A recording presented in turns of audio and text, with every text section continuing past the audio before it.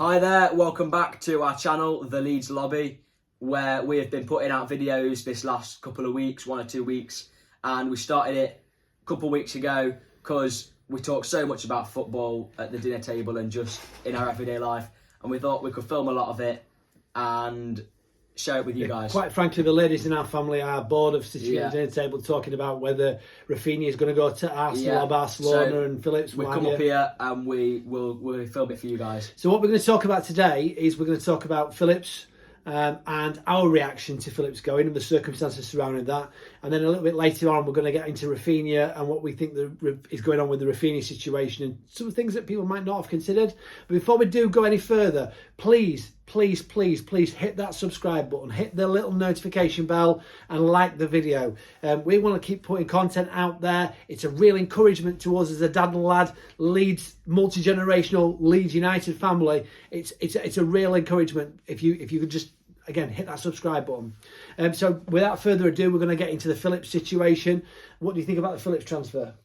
I think it was, at the time, the price seemed quite low, but then looking at the statistics, looking at how much he's actually gone for, including the add-ons and everything, looking at how many games he's played 28 games in 2 seasons. Yeah, he's missed 28 games out of 46, out of 56. So I think 40.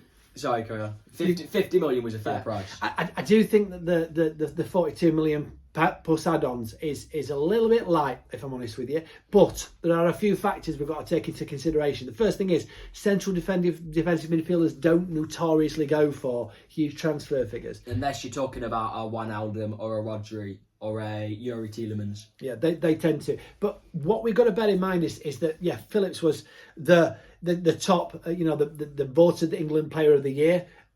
I would hazard a guess that many Leeds fans with an online presence went and voted for that, with it being an online poll. That's something we've got to factor in. That's something we've got to take into consideration. Having said that, there's not many standout performances from England of late.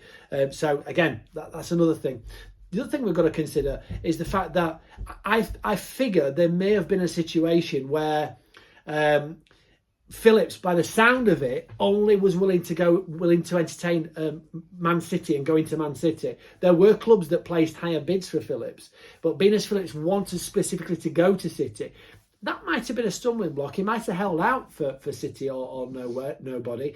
And I think by this stage, Leeds had decided that they were going to let Phillips go because of some of the players that we're looking at in terms of strengthening the squad in this whole Leicester model that people have been talking about.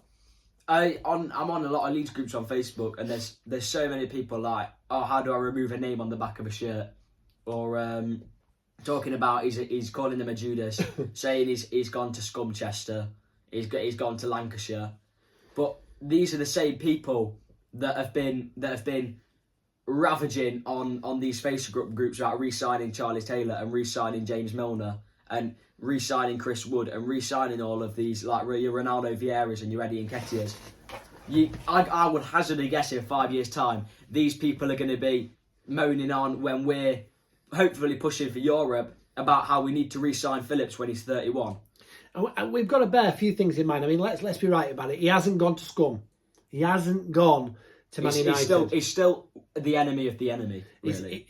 At the end of the day, we go on holiday. You probably guys go on holiday. We see Liverpool fans and we end up shouting, "We hate Man U, we hate Man U, we hate Man U," because these clubs all hate the people that we hate. Now, let's be right about it. If he'd have gone to Man U, I would have felt proper mugged off. But he hasn't. He's gone to City.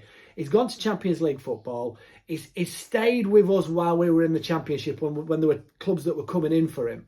And he's helped us to get back into the Premiership. I think what is interesting is that Bielsa has got us into the Premiership. Phillips has had quite a role in that, and then almost like 2 years later, neither of them are at the club anymore, and that's something I don't think many people were expecting.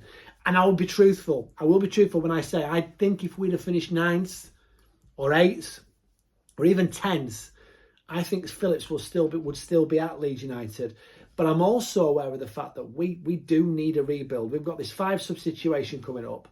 And one thing with the injuries that we had last year, we looked very, very lightweight on that first We team do not squad. want to be in a situation next season where Stuart McKinstry is coming on as our fourth substitute, because that means we've done something either really wrong or, like I say, really right, and he's ended up being a baller. Yeah, we had players in that squad.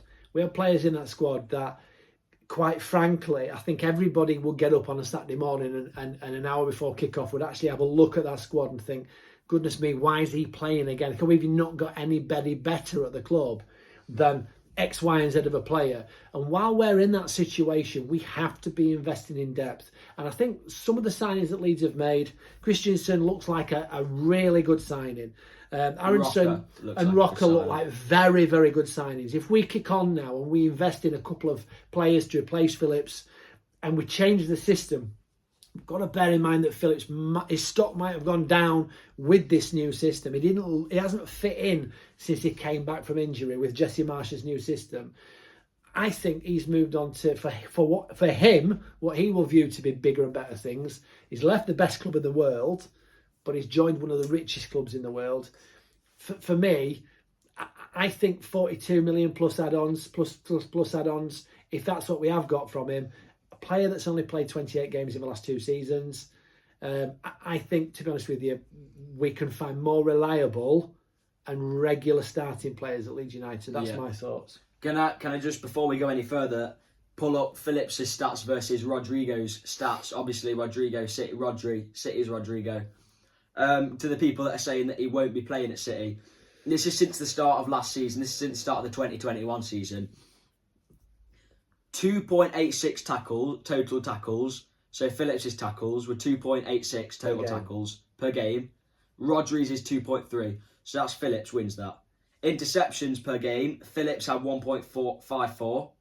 Rodri had 1.02. So that's another one Phillips wins. Possession turnovers, Phillips had 1.63. Rodri had 0.69. Phillips wins. Take-ons attempted, Phillips had 0.98. Rodri had 0.88. Phillips wins. Forward, the percentage of passes that Phillips made per game, how many of them were forward? 28.02 was Phillips' stats, and Rodri's was 20.99. Phillips is an elite CDM, and to say that he won't be playing at City is just ludicrous. Because don't get me wrong, Rodri is a first team in the Spain squad. He's first team in the Man City squad. He's a great player, but you've got to factor in that Phillips he's going to be playing in a pressing system like he was under Bielsa, and he's going to be playing under arguably a better coach. But there are two things that also add to that. There are a lot of people out there saying Rodri's better than Phillips, and I'll be straight when I say that Phillips has been a standout in a. And I hate to say this because it's my club. We're a newly promoted side. And as such, we weren't expected to go and challenge for top 6 without investment. He's been in a team of players that many of which in 2 seasons' time are not going to be playing at Leeds United, and many of them won't even be playing in the Premiership. So you have to bear in mind that he's done that in that situation. But there are 2 things to factor in. And the first thing is that he's only played 28 games in 2 seasons. He spent a good amount of time injured. He might be the best player in the world. He could be Pele. If he's only playing 5 games a season for us, we can still go down. So that's the first thing. What is his value to Leeds United? He's not got a value if he's on the physio table. He hasn't got a value in that regard. Now, that's the first thing. The second thing is, one of the reasons why I think our win ratio is so much higher with Phillips in the side is because we've just not had new replacements for him. We've had no strength in depth. And if we're able to offload Phillips, and I have to say, I am sad to see him go. I think he's a legend. I think he's been great for the club. And he's been loyal. He's been a loyal servant to the club. I do think if we're able to get rid of, if Phillips moves on and we're able to offload Phillips and we're able to bring in 3 or 4 quality players that strengthen the squad, I think that will have a bigger impact on the squad going forward. That's my thoughts. Yeah. Do you want to just quickly touch on the Raphinha situation? Yeah, I mean, the Raphinha situation is interesting. Now looks like Arsenal are backing off, which I think is interesting. I mean, once you come in for a low ball, I can't understand why Arsenal are even in for Raphinha, if I'm honest with you. You've got Pepe, they've got Saka, but Pepe is just a joke of a player. I think he is probably the kind of player you're going to sell to Spain, or he'll go back to Portugal for a big money price, and he'll do well there. I think Leeds are standing firm. And saying, not Raphinha, by the way. Yeah, I think Leeds are standing firm, and they are saying that they are only going to be entertaining offers over 65 million. I've heard a lot of Arsenal fans coming out saying that Saka's better than Raphinha. And honestly, are you having a laugh? Saka's not even the first right wing on the England team sheet. There is nobody with half a brain going to turn around and say there's going to be anybody in this lead up to the World Cup for Brazil that's going to think that anybody is going to step into that right wing berth for Brazil above Raphinha, in terms of how Raphinha has taken that Brazilian national side by storm.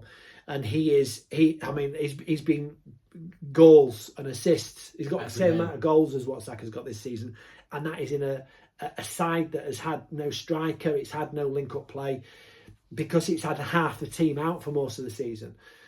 So let's be frank about it. They are getting a hell of a player in Raphinha if he goes there, but I don't think he'll go there. And I think we're both in agreement that it will stay at Leeds at least until January. I have to say, and I've said this earlier, I could see Phillips perhaps staying at Leeds, but for me, I can't see Raphinha going. And the reason I can't see Raphinha going is because I think you think sometimes a player wants away from a club, sometimes a player wants to go and play at a club. It seems like the reason why Raphinha is leaving is because his ambition is that he actually wants to play at Barcelona, rather than he wants to leave Leeds. There are reports now, there's multiple reports. There's Fabrizio Romano saying that Arsenal's having a meeting with Leeds this week about the Raphinha situation, and that they're willing to offer 65 million. They're willing to trigger the asking price.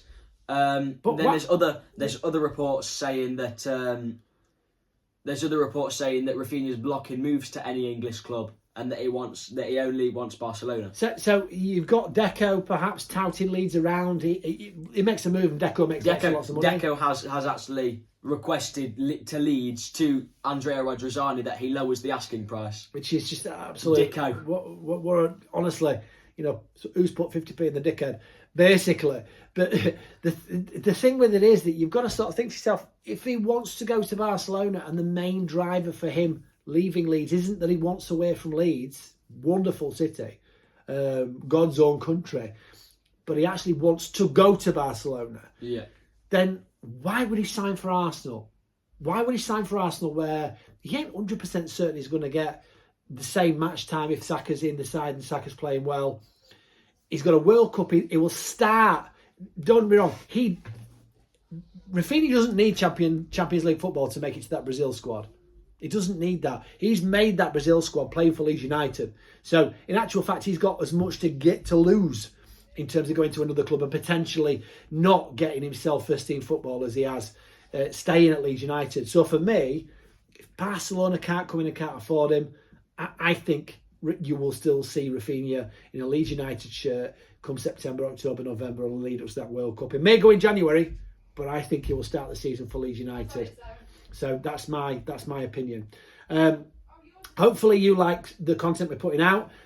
Please comment in the box below. Let me know what you think. Let us know what you think. Any questions, anything you particularly want us to do any content on, by all means. But like the video, subscribe, and we'll keep putting the content out there. Cheers. Thanks ever so much for watching, guys. See you next time.